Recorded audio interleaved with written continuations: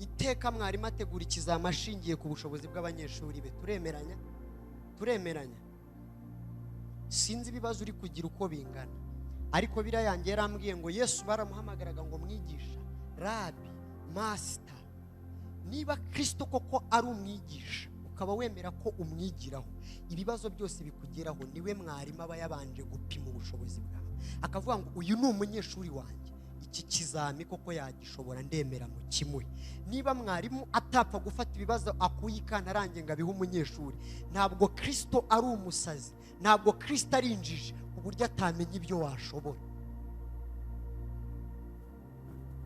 Ndimo ndavuga ngo niba Kristo ari umwigisha, mwarimu niwe utanga ikizami, ibizami byose biri mu buzima bwawe bibwire ko utari wakaje mu mavuta neza, bibwire ngo namenye unyigisha, namenye uburyo anyigishamo, biratuma ngira ubushobozi butsinda buri kizami cyose.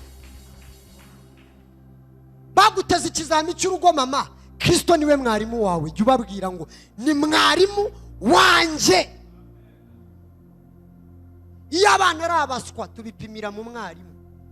Ubundi umwe mu mpamvu ya mbere naje kubabwira hano ituma umuntu abasha kurabagira, icyambere gikomeye umunsi nshaka kukubwira nuko uwo muntu aba yamenye Imana.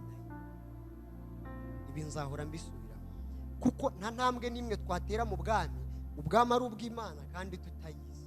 Umuntu ukorera shebuja atazi bishobora kudindiza umusaruro yatanga mu kazi ke ka buri munsi. Igihe cyose ugiye mu kazi ugomba kubuza umukoresha wawe, ukagerekaho no kumenya icyo agusaba gukora, kuko niwe wakwangaje. Niyo mpamvu njya mbwira abantu nkababwira ngo mu kibuga cy'umupira coach niwe uhitamo abakinnyi babanzamo.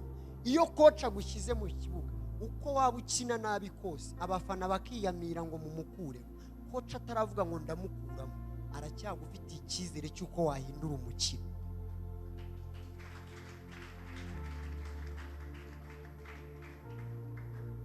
Umutoza wakurebye uzi ubushobozi bwawe niwe wenyine wagukura mu kibuga. Niba Imana ikikurekeye muri iki kibuga muntu urishiro, ndabigusubirira. Niba ukibyuka ugasanga uracyari muzima utikanguye, hari ikintu cy'umumaro Imana ikikubitsemo. Rwana no kukimenya ugikore bikiri ku manywa. Amashyi yari aya Kristo twayakoma twese.